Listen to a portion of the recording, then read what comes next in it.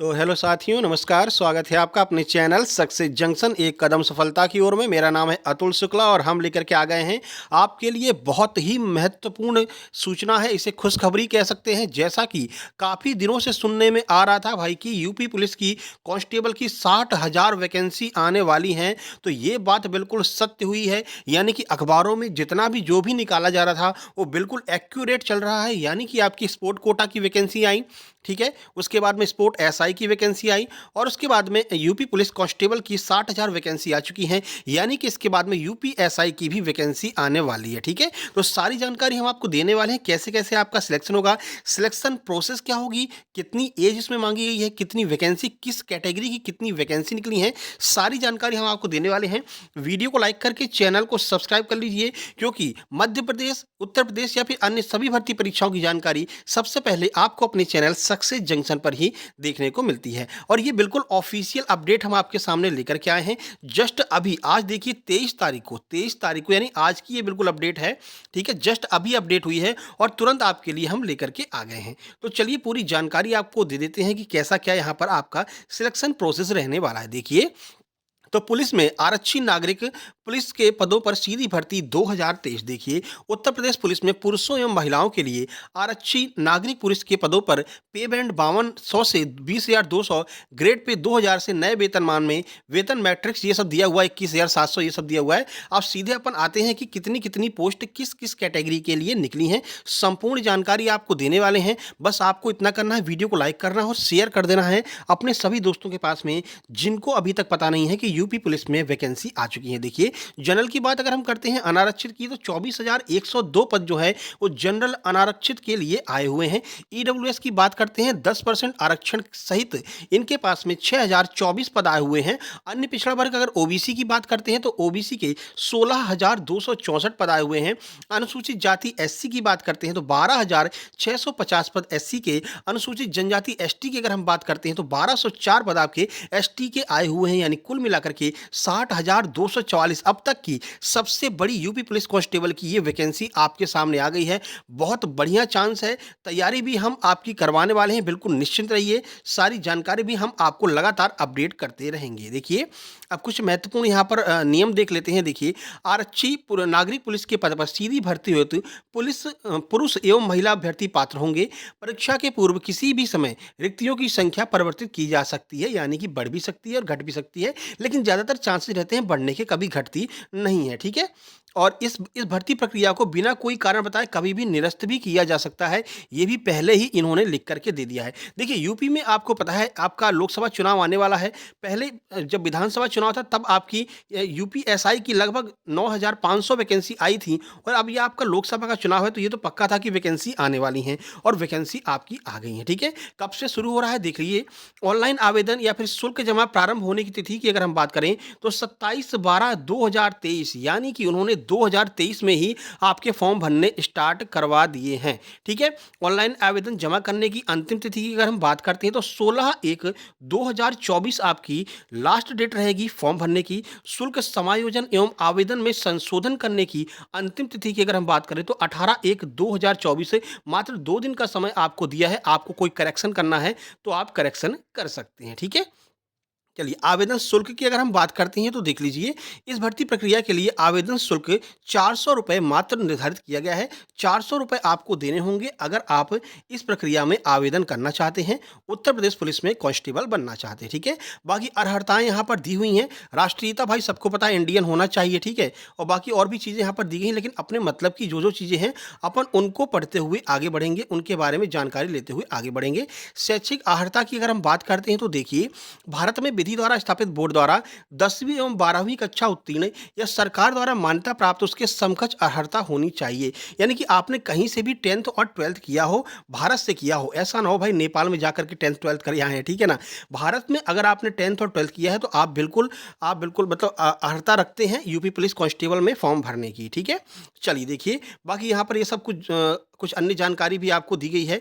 अगर अधिमानी अर्हता की अगर हम बात करते हैं कि अगर आपके पास में कुछ एक्स्ट्रा, मान लीजिए आपके पास पास में कोई सर्टिफिकेट है तो उसका आपको अलग से जो है नंबर वगैरह दिया जा सकता है। देखिए, अन्य बातों के समान होने पर, यानी कि मान लीजिए आपके भी 50 या फिर 50-50 मान लें आपके 50 नंबर हैं और सामने वाले के भी 50 नंबर हैं, तो ऐसे में अगर आपके पास में इनमें से कोई सर्टिफिकेट है तो आपको प्राथमिकता दी जाएगी। कौन-सा? देखिए, डोएक सोसाइटी का जो नेलिट का सोसाइटी से कंप्यूटर में ओ लेवल का जो प्रमाण पत्र होता है, अगर आपके पास में वो है, तो वो भी आप ज़रूर लगाइएगा, आपको बाद में काम आएगा। कोई अलग से नंबर तो नहीं दिए जाएँगे, लेकिन समान अंक होने पर अगर आपके पास में ट्रिपल सी है, आपके पास में डोएक सोसाइटी का कोई सर्टिफिकेट है, तो आपको जो है यहाँ पर प्रेफ़रेंस दिया जाएगा। प्रादेशिक सेना में अगर आपने 2 वर्ष की अवधि तक सेवा की है, तो भी आपको प्रेफ़रेंस दिया जाएगा। राष्ट्रीय कैडेट कोर यानी कि एनसीसी का बी प्रमाण पत्र प्राप्त कर लिया है, तो भी आपको जो है यहाँ पर प्रेफ़रेंस पहले दिया जाएगा। सबसे मेन बात ऐज, ऐज को लेकर के बहुत ट्विटर कैंपेन चला था कि ऐज बढ़नी चाहिए, ऐज को बढ़ाना चाहिए, 3 साल की छूट देनी चाहिए। काफ़ी दिनों के बाद में ये भर्ती आ रही है, लेकिन यहाँ पर ऐसा कुछ भी नहीं किया गया है।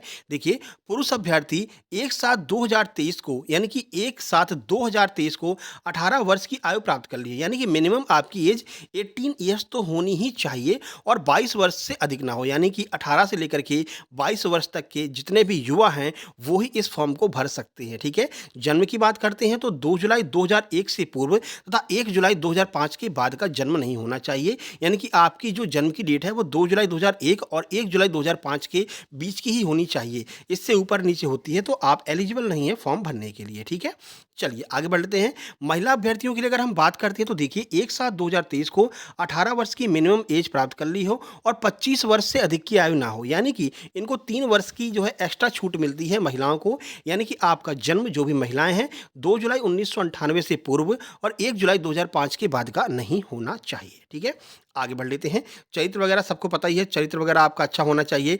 वैवाहिक परिस्थिति की अगर हम बात करते हैं तो ऐसा इसमें बिल्कुल नहीं है कि अगर आप शादीशुदा हैं तो आप ये फॉर्म नहीं भर सकते हैं, बिल्कुल नहीं। लेकिन एक कंडीशन लगा दी है, नियुक्ति के लिए ऐसा पुरुष अभ्यर्थी पात्र नहीं होगा जिसकी एक से अधिक पत्नियां जीवित हों, यानी कि एक से अधिक आपने शादी की है और दोनों पत्नियां आपकी जीवित हैं, तो आप फॉर्म नहीं भर सकते हैं। और ऐसी कोई महिला भी यहाँ पर एलिजिबल नहीं होगी जिसके एक से अधिक पति हैं और दोनों जीवित हैं, तो वो भी एलिजिबल नहीं होगी, ठीक है? चलिए आगे बढ़ते हैं। शारीरिक स्वस्थता की बात करते हैं तो भाई सबको पता है आपकी शारीरिक स्वस्थता होनी ही चाहिए, हाथ पैर सही सलामत होने चाहिए, दृष्टि आपकी अच्छी होनी चाहिए। भर्ती प्रक्रिया की बात करते हैं तो सबसे पहले आपकी लिखित परीक्षा ली जाएगी। देखिए, तो ऐसे अभ्यर्थी जिनके आवेदन पत्र प्रथम दृष्टया सही पाए जाएंगे, ऑफलाइन लिखित परीक्षा में सम्मिलित होने की अपेक्षा की जाएगी, यानी कि आपका एग्जाम ऑफलाइन मोड में होने जा रहा है। इससे पहले ऑनलाइन हुआ था यूपीएसआई का, जहां तक अंदेशा किया जा रहा था कि ये एग्जाम भी आपका ऑनलाइन होगा, लेकिन आपका एग्जाम ऑफलाइन होगा। समय आपके पास में 2 घंटे होंगे। वस्तुनिष्ठ यानी कि ऑब्जेक्टिव टाइप आपके सामने प्रश्न होंगे, 4 विषय आपके पास में होंगे और 300 अंकों की यह परीक्षा आपकी होने वाली है। कौन कौन से विषय हैं? सामान्य ज्ञान, सामान्य हिंदी, संख्यात्मक एवं मानसिक योग्यता, मानसिक अभिरुचि, बुद्धि लब्धि एवं तार्किक क्षमता, यानी कि रीजनिंग होगी, मैथ होगा, जीएस होगा और हिंदी होगी। 4 ही सब्जेक्ट आपके सामने होंगे, ठीक है?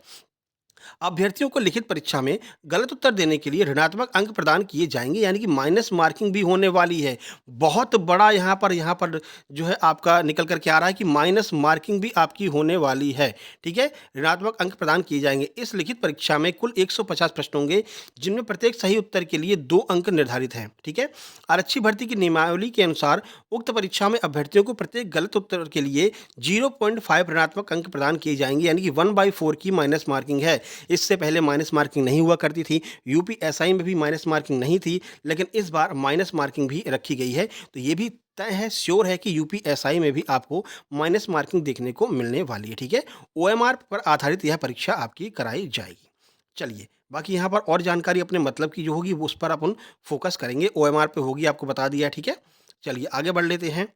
और अब देखिए, डॉक्यूमेंट वेरिफिकेशन, तो ये आपको डॉक्यूमेंट के टाइम पर हम आपको बता देंगे कि क्या-क्या डॉक्यूमेंट आपको चाहिए रहेगा, ठीक है? चलिए, अगर हम शारीरिक मानक परीक्षण की बात करते हैं, पीएसटी की बात करते हैं, तो पुलिस अभ्यर्थियों के लिए न्यूनतम शारीरिक मानक निम्नवत हैं। देखिए, ऊंचाई की बात करें तो 168 सेंटीमीटर आपकी मिनिमम हाइट होनी चाहिए, 168, ठीक है? किसकी? जो सामान्य हैं, अन्य पिछड़ा वर्ग हैं, अनुसूचित जातियों से हैं, इन सब की जो हाइट है 168 सेंटीमीटर होनी चाहिए, ठीक है?